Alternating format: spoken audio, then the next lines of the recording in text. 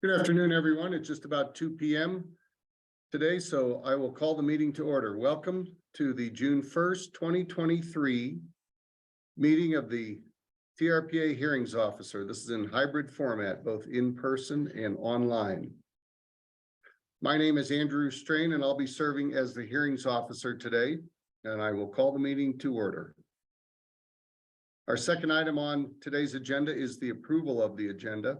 I'll ask the staff if we have any changes to make to the agenda as it's been posted. There are no Changes? No changes. No changes. Thank you. I'll approve the agenda as it's been noted. Item 3 are the public interest comments. These are for no action. Any member of the public who wishes to address the hearings officer on any agenda item that's not listed as the announcement of appeal rights or as a public hearing item or on any other issue may do so at this time. However, please note that public comments on the announcement of appeal rights or on public hearing items will be taken up at the time that those agenda items are heard. The hearings officer is prohibited by law from taking immediate action on or discussing issues raised by the public that are not listed on this agenda. At this time, I will ask Jessica to look for a show of hands for anyone who would like to make public comment as I've described it. Jessica? If any member of the public would like to address the hearings officer, please raise your hand now by clicking on the raise hand button at the bottom of your Zoom screen or by dialing *9 if you've joined by telephone.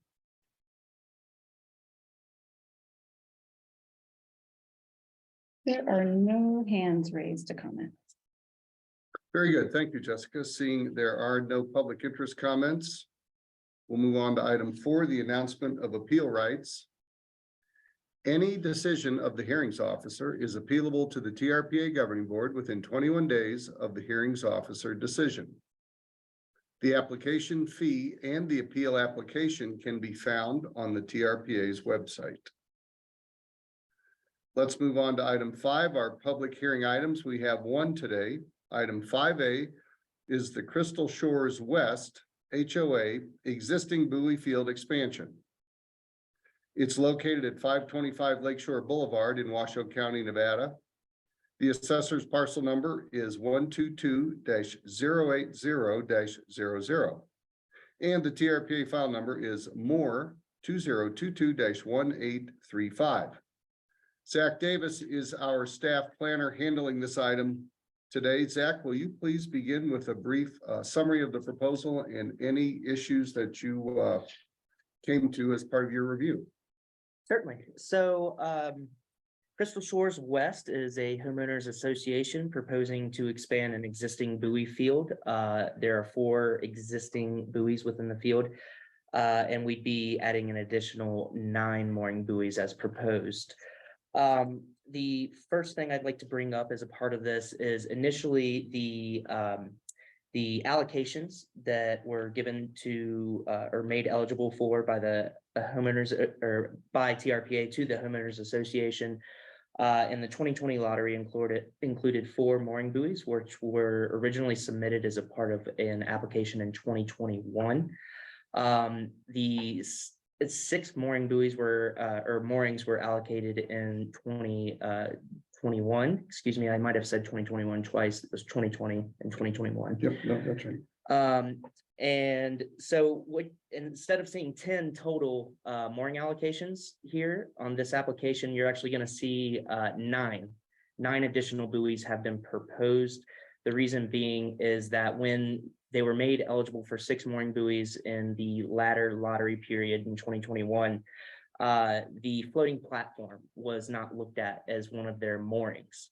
And we were looking at, there is a TRPA code of ordinance that says that for homeowners associations, the amount of moorings cannot be greater than the total amount of residential units. There are 44 residential units at the HOA. And if we look at our 4 existing mooring buoys, 30 boat slips, that would put us up to 34, reason being, and that is why we had 10 allocations that were given out in 2020 and 2021. However, during the review process, we saw in TRPA Code of Ordinance 84.8.1A1 that a maximum of one floating platform may be permitted per littoral parcel in lieu of a mooring buoy. So that phrase, in lieu of a mooring buoy, we have to add that floating platform to our existing moorings, which if we were to permit all 10 additional moorings that were originally proposed, 10 allocations that were originally given, that would put us up to 45 moorings and one over the residential units, which would not be allowed by TRPA code. So if one of these, Zach, if one of the units technically ends up without a slip or a buoy, Mhm. if they wanted one, they would have to make some change to the existing amount today, and perhaps even the swim platform might be the. Yeah, I mean, Would that have there to is be potential for exchanged. that. I'd have to, I'm not sure that I came prepared to comment on whether or not a platform could be converted to a mooring buoy. But I think that that's a reasonable avenue to explore. So one of the homeowners may be without either a slip or a buoy in the way that this is That is possible. counted. Mhm. Okay, very good. Anything else you want to talk about? I will also address the existing moorings there. I will note that only 4 of the mooring buoys have been permitted, officially permitted by TRPA in the past. That was in a 2021 permit for those 4 mooring buoys. The 30 boat slips and the floating platform, on the other hand, the 30 boat slips specifically, we have a 1968 letter from the Army Corps of Engineers that addresses 30 boat slips specifically, showing us that it did exist prior to TRPA's jurisdictional purview in 1972. In addition to that, we also have aerial imagery from 1970 that confirms those 30 boat slips.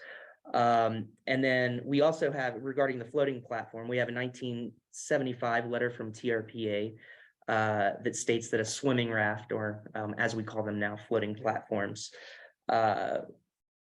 was physically present in the water at that time. And under the contemporary Code of Ordinances in 1975, TRPA did not require it to be permitted. So with that in mind, of both the floating platform and the 30 boat slips, all of those moorings meet the qualifications to be considered existing by TRPA Code of Ordinance at this time. Jessica, can we go to the site plan, please? You want to go to the site plan? Let's go to the site plan and then we'll come back and we'll maybe finish with the fish habitat. Sure thing. Here's the site plan. I'm gonna blow it up a little bit and we can move around on it so you guys can see it. So we've got 4 existing and recognized That is mooring correct. buoys, a swim platform, Mhm. and a 30, essentially a 30 slip. It's not really a marina, but it's a. Yeah, floating dock, I believe. Okay, so here's. Reduce this a little bit.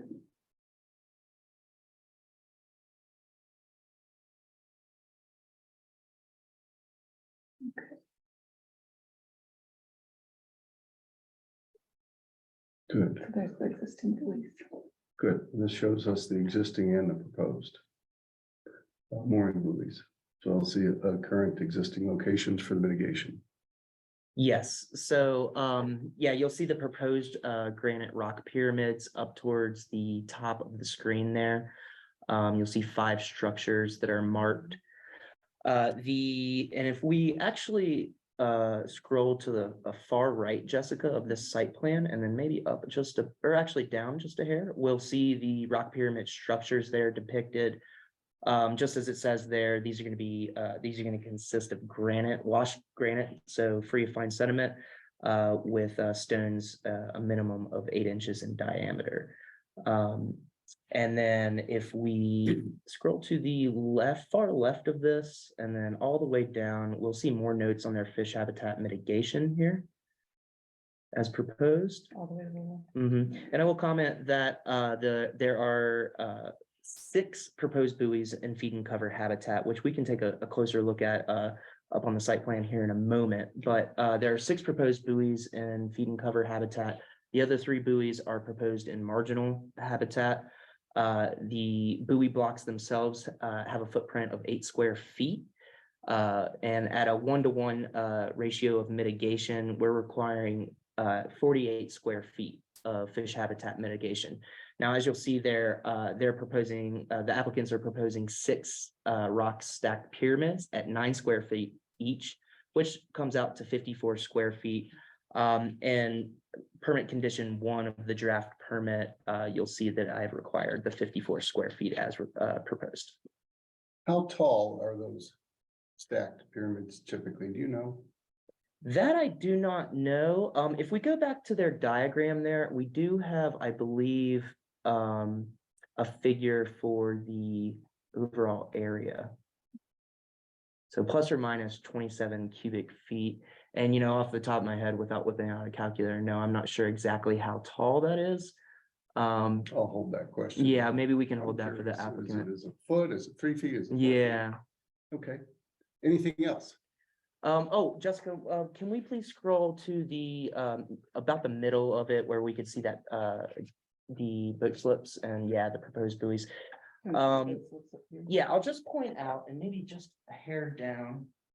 I'll point out that we have feed and cover habitat here, and we see this dashed line here that's gonna close in on itself, and then another one here. So those are our marginal habitats, and the feed cover is everything outside of those. And we have, if we count them all up, we have 6 buoys being proposed in feed and cover habitat.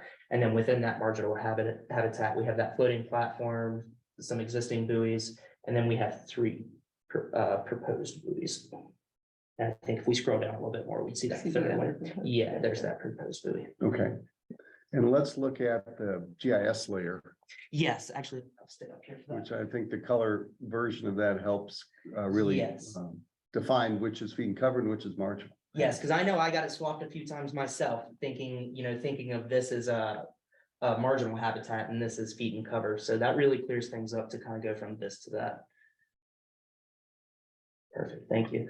Yeah, so you can see, and if you scroll over to the right just a bit, you'll see our key here. Yeah, so we'll see this yellow is the feed and cover, the blue is marginal habitat. Marginal habitat does not require fish habitat mitigation, only prime fish habitats, feed and cover and spawning. And we'll see that closed in area on our Yeah, site plan. that reads. And we'll see these other closed in areas on our site plan. That's the marginal habitat. Everything in yellow there is feed and cover. And do we have on either of our graphics the low water line? On this graphic here? Either one, the site plan, maybe that we could go back to the site plan. Now Yes, that's we have very that on the helpful site plan. to see that. Mhm. That GIS layer really reads well. Yeah, and then if we center around that, around the boat slips again, I think that will, yeah, so we have our low water line here, this double line, and it's gonna follow the boat slips and this breakwater here, more specifically the breakwater, and come up and around, and then continue on this one. Do we have any concerns, Zach, about the location of the proposed mitigation rock pyramids relative to that low water line? Well, I do think that it's possible in periods of low water, when the lake is at its lowest, that it's possible that these 5 pyramids here are going to be rendered effectively useless. However, there is concern that if we were to just put them all in this area here, that maybe it could affect navigation, because this is fairly shallow water and a boat could potentially hit one of these rock pyramids. So I actually spoke to Abby Edwards about this yesterday, I believe it was. And she raised that point to me, the concern, the navigation concern there. So what I would suggest, or at least recommend, is that maybe we look at moving the proposed rock pyramids into an area that would be deep enough to not be a navigational hazard, but also accessible by divers, because that's another concern. Once you get into deep enough water, divers aren't able to actually install these. Do you know, Zach, if we have a standard or a convention around the lake of where we try and locate these mitigation.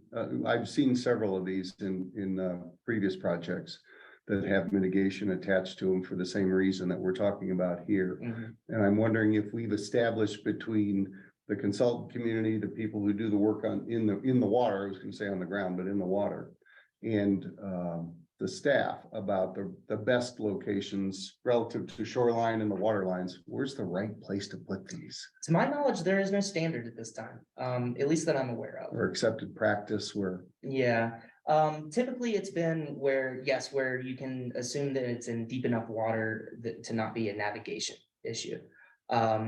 Being no expert in scuba diving myself, though, I don't know how deep is too deep. is that a jetty? Here, Yeah. this is a breakwater, yeah, or similar to a jetty, Same, yeah, yeah. Okay. So they're just at the toe of the slope. Yeah, and I suppose another concern I might have with if these were exposed during times of low water is if people exploring the shore could potentially knock them down and they're no longer standing and serving their purpose.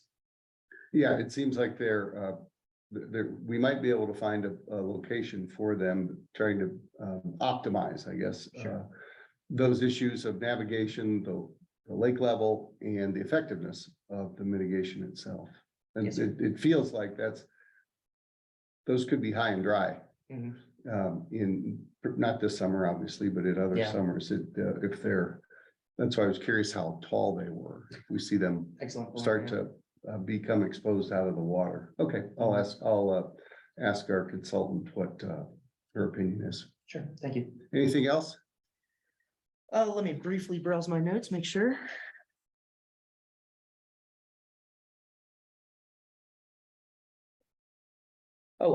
Yes. On page 1 of the staff report, I would like to point out a typo. You're gonna see in the second paragraph, below the section labeled project description background. The project includes 54 square feet of fish habitat mitigation for 3 mooring buoy anchors. That is a typo. That should read 6 mooring buoy anchors. If you were to look in condition 1 of the draft permit, and additionally further on in the staff summary of the, within the staff report, or excuse me, the staff analysis within the staff report, under fish habitat, you will see that figure correctly listed as 6. Okay, good. We'll make that note for the record as you described it. Thank you. Anything else? I believe that's all for me. Thank you. Very good. I don't have any further questions at this time for Zach. Do we have someone on the line who represents the applicant? Good afternoon. This is Abigail Edwards with Tahoe Land Planning. I'm Good the afternoon, Ms. Edwards. representative. Good afternoon. Any comments or input on your part? So to discuss the location of the rock stack pyramids, my client and I are open to relocating them below low water. We did have some discussions previously with Jeff from High Sierra Marine, who will be installing the new buoys. And I don't remember the exact locations, but we are okay with putting them at a deeper lake bottom elevation, as long as it's not going to impact navigation. I know our outer row of buoys has 27 feet of water, even at low water. So I think there's a lot of room for us to work with on where we could relocate them if you request. Good. Yes, I will request that as part of my action we want to make sure that they are effective as long or as often as they can be from a time sequence based on varying lake levels that we've experienced, particularly in the last several years. Also recognize the need to not make them an instant navigation hazard. As then they would serve as a barrier to that, perhaps safety related, and also then likely not serve their purpose. Sounds Do great. you know the rough dimensions of them? I didn't see any scale on the detail other than the volume that. Well, they're 27 cubic yards, and I believe they're 3 by 3, which I would think that would be 3 feet tall. I don't think they're any taller than 4 feet, but I would say as far as height, between 3 and 4 feet. Yeah, the 3 by 3 by 3 would give us the 27 cubic feet. Mhm. You may be right about that, or something that's very close to that. Yes, I was curious what the height, the typical height is, or the installed height, and I think you worked on some of these prior, haven't you? Yes, This Very type many, of very project where many. we have prepared and offered this type of structure in the lake for mitigation. yes, correct. Okay, very good. I don't have any other questions. Thank you, Ms. Edwards. At this point, I don't have any further questions for the staff or for our applicant, and we'll ask Jessica to open the public hearing and look for a show of hands for anyone who would like to provide public comment on this item. Jessica? Any member of the public would like to address the hearings officer on this item, please raise your hand now by clicking on raise hand at the bottom of your Zoom screen or by dialing *9 if you've joined by telephone. And we do have one hand raised. Dennis Platt. Please unmute yourself and go ahead. Good afternoon, Mr. Platt. Hi, good afternoon. Thank you. Thank you all for taking the time. I'm actually the president of the HOA that you're talking about. And I just had a quick question. Because you mentioned this in your conversation earlier about the number of buoys and now calling the swim platform a mooring when it didn't used to be. And I guess I'm just trying to figure that out because the kind of conclusion that you made was that there are now not enough moorings for each homeowner because one of them is a swim platform for the kids. So if there is a way to, get back to the original application or to be able to find a way to add the one more buoy, so, one homeowner isn't left out, we'd appreciate that or like to work with you to find a way to do that. Zach? Well, so our TRPA code does state that floating platforms have to be counted in lieu of a mooring buoy. So it would count toward that total number of moorings. Is it a mooring? No, and it's not defined as such in our code, only that when we're counting up our total moorings, that it has to be a part of that count. Now, as far as moving forward, what could be done in the future? I would certainly, Mr. Platt, like to look into, what could be done as far as if you wanted to try to convert that floating platform into a mooring buoy. That is something I'd be happy to work with you with. Unfortunately, I do not have that answer to that question, whether or not that can be done off the top of my head. But like I said, I would certainly like to work towards a solution for that. Okay, well, yeah, and I guess I just want to be clear, I don't want to convert it. I mean, it's out there for the kids to swim out and climb on and play around. And so I wouldn't want to lose that. But, as you said originally, they didn't used to be counted and then you sort of changed the rules. And then, Well, no, I'm sorry to interject there. So in the eligibility determinations for how many allocations, mooring allocations that the parcel is eligible for, the homeowners association is eligible for, we err on the side of let's not rule someone ineligible because this isn't an application process. We're not doing a full review. It's a simple, quick review to try to determine how many moorings a parcel is eligible for in the mooring lottery. So we err towards, okay, are we going to be able to permit this floating platform? Are we going to be able to permit 9 or 10 moorings? Well, we're not going to rule out that 10th mooring without a thorough review. Having done a thorough review at this point, though, we see that the floating platform is counted in lieu of a mooring buoy and would count towards that total moorings. Zach, Okay. Is it possible? I think Mr. Platt, I understand your question. I think it's a valid one in this process, as the shoreline plan is relatively new on some of the finer points of it, and the sort of some of the more intricate details of implementing the shoreline plan. And I see the point that you've made is we know that when we want to add or include a structure other than a mooring buoy, like a swim platform, that it counts as one of the mooring, it counts as a mooring buoy. Whether or not we can go the other way, as you pointed out, Zach, I don't know, but it doesn't sound unreasonable to me. Mhm. I think the real question is, how can HOAs like this that provide for their public, so to speak, access to the water?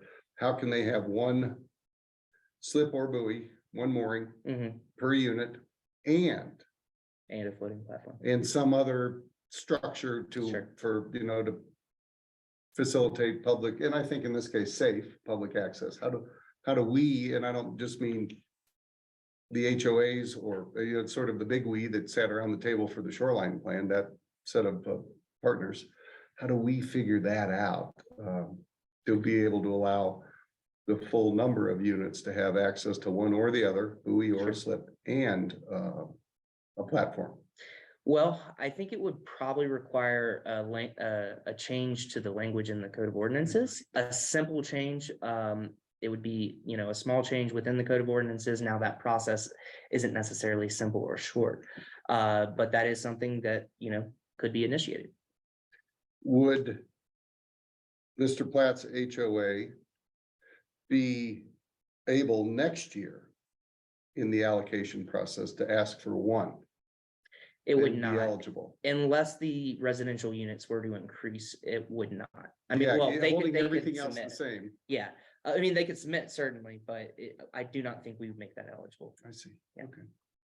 No, good question, Mr. Platt. Any other comments on your? No, that's it. Thank you. Okay, very good, understood. And Zach or Jessica, did we receive any written public comment? No Did we public. receive any? We have Okay, not received any. all right, very good. Anyone else who would like to address the hearings officer and offer public comment on this item? There are no other hands raised at this time. All right, very good. Seeing that we have no additional public comment to be offered, I will close the public hearing and take action on the project. Based on the information that is included in our staff summary, and that includes the required findings of fact and the rationale on which they are based. That includes chapter 4, chapter 66, chapter 80, chapter 83 of the Code of Ordinances, and that includes a finding of no significant effect. I will make the findings based on the rationale that has been provided in our further discussion. We will make the change to the staff report in the record, as Zach had noted on page 1, paragraph 2, under project description and background, replacing the number for 3 mooring buoy anchors with 6 mooring buoy anchors. I will also approve the draft permit as it's been constructed, including the conditions of approval that are attached to the permit, modifying the permit itself, and I'll allow the staff to use their professional judgment to figure out the where and the how in order to move at least 5 of the proposed granite rock pyramids further lakeward in order to maintain their effectiveness. Does that make sense? I'll let you and the applicant Yes, sir. figure out how to work that out, perhaps just in a revised site plan or in a final site plan. Excellent. So with that, I approve the project as it's been proposed with that modification to it. And that concludes this item, item 5A. Thank you for your participation. And we'll move on to item 6, which is adjournment, and we'll stand adjourned. Thank you, everyone, for your participation today. We appreciate it, and we will adjourn the meeting. Thank you.